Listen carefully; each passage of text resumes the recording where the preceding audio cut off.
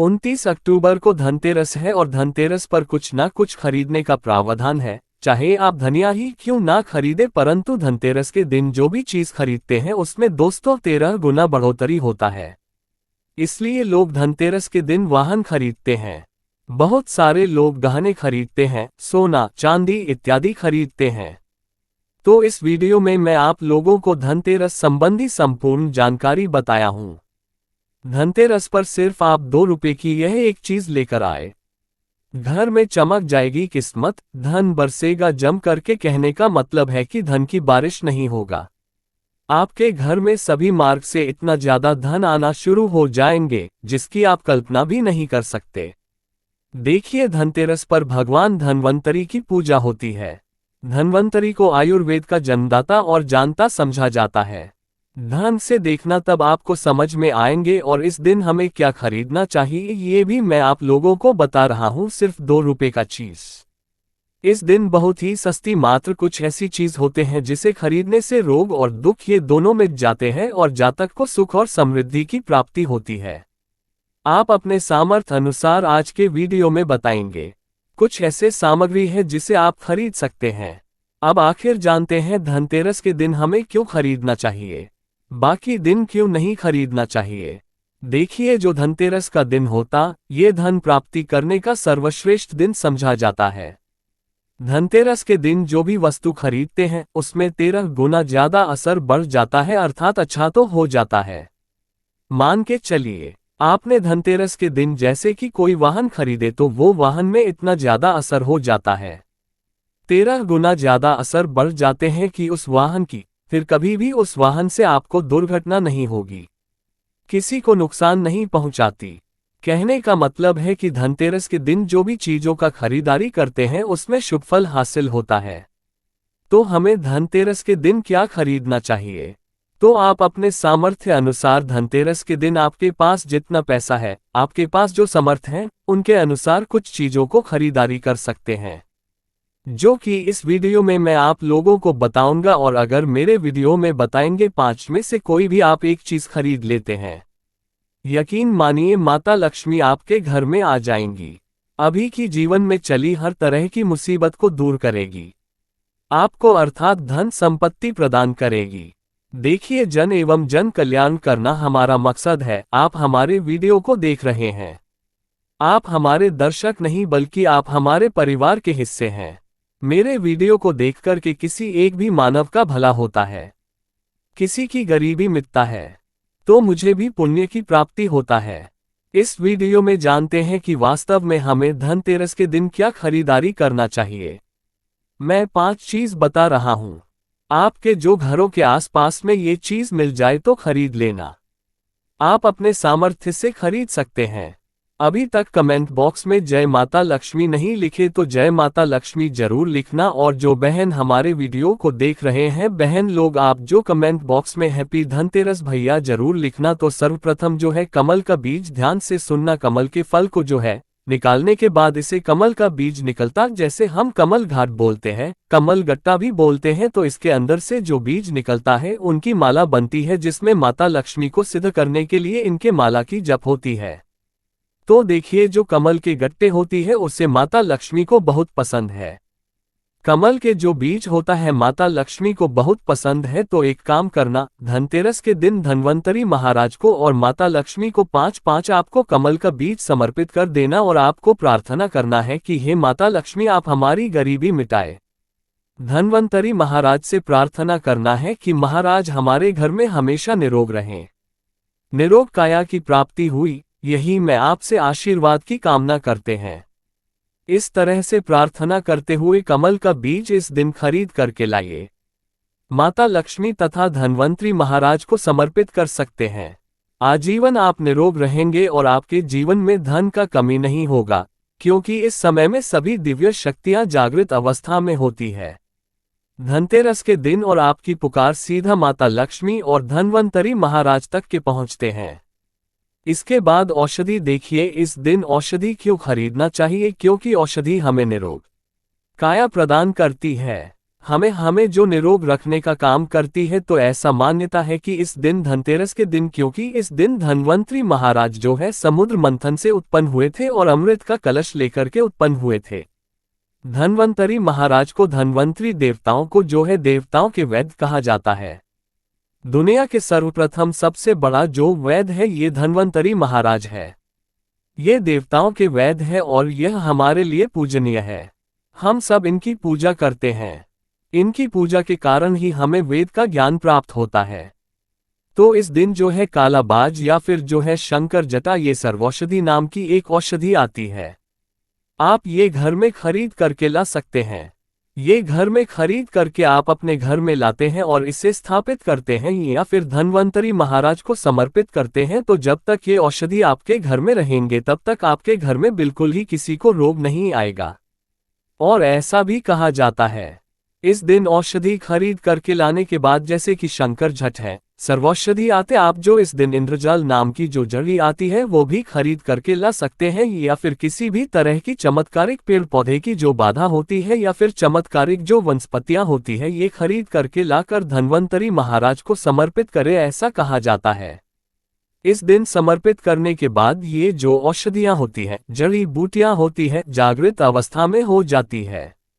मान के चलिए किसी को लंबे समय से कोई बीमारियां ठीक नहीं हो रहे तो इस दिन समर्पित किया गया औषधि की अगर 2 से 3 बूंद, अगर जो लंबे समय से बीमार खाट में पड़े मानव हैं, चलने फिरने में समर्थवान नहीं, तो इसके नाक में अगर इसके 2 से 3 बूंद जो आप औषधि ला रहे हैं उसके 2 से 3 बूंद दिया जाए तो वो मानव भी ठीक होकर के कुछ दिनों के भीतर में चलने फिरने लायक हो जाते हैं।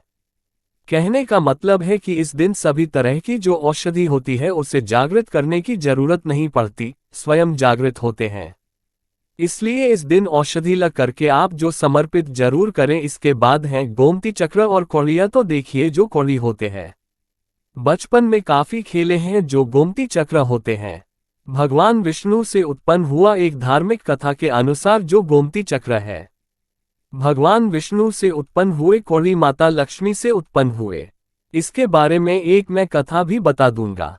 तो इस दिन आप अपने सामर्थ्य से 5 गोमती चक्र और 5 कौड़ी जरूर लाना। पीली कौड़ी जरूर लाना। पीली कौड़ी को माता लक्ष्मी का वाहन कहा जाता है, क्योंकि माता लक्ष्मी भी समुद्र मंथन से उत्पन्न हुई, समुद्र से उत्पन्न हुई है और कौड़ी भी समुद्र से उत्पन्न हुई है। ऐसा कहा जाता है जिस स्थान में कौड़ी हो वहां पे माता लक्ष्मी खींचे चले आते हैं।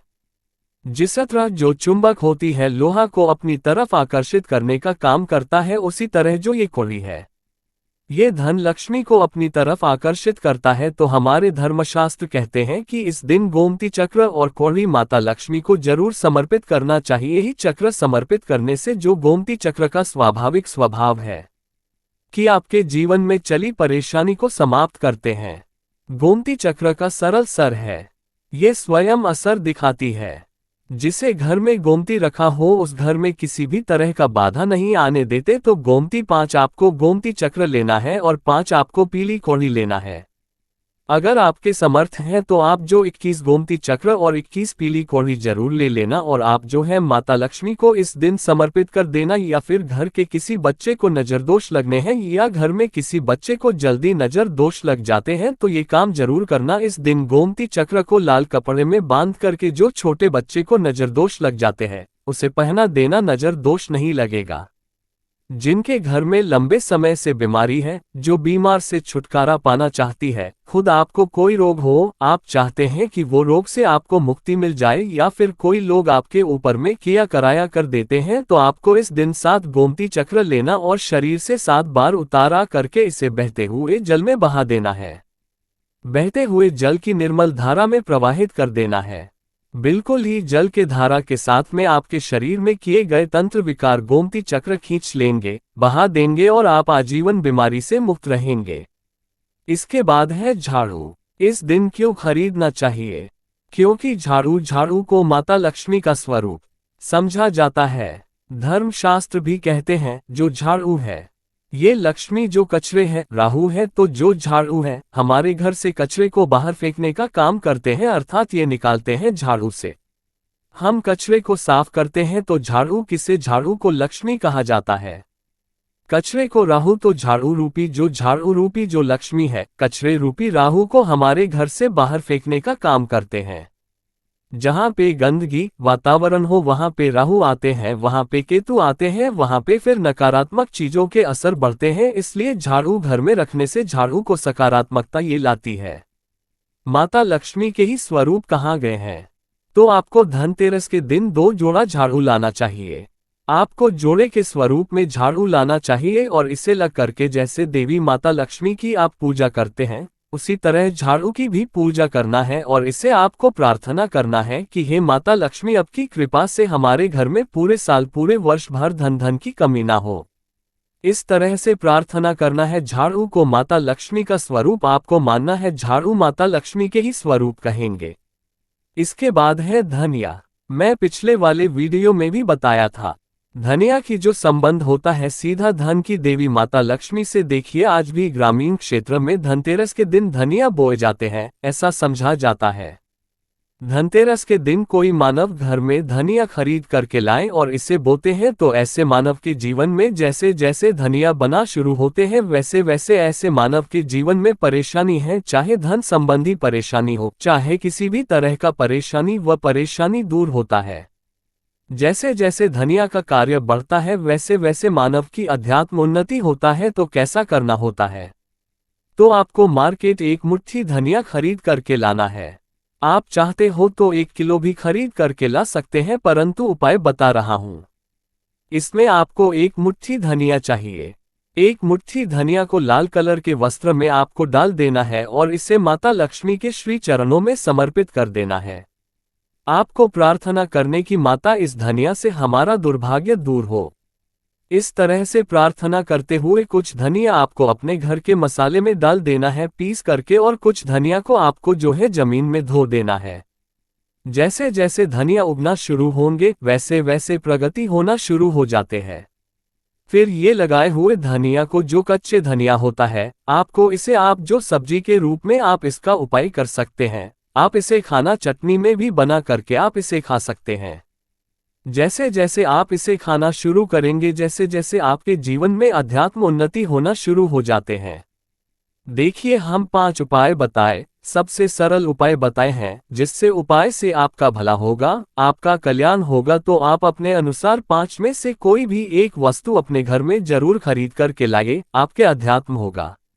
ये वीडियो कैसा लगा हमें कमेंट सेक्शन में जरूर बताना, और माता लक्ष्मी की कसम है अगर अभी तक वीडियो को लाइक नहीं किया तो वीडियो को लाइक कर चैनल को सब्सक्राइब जरूर करना।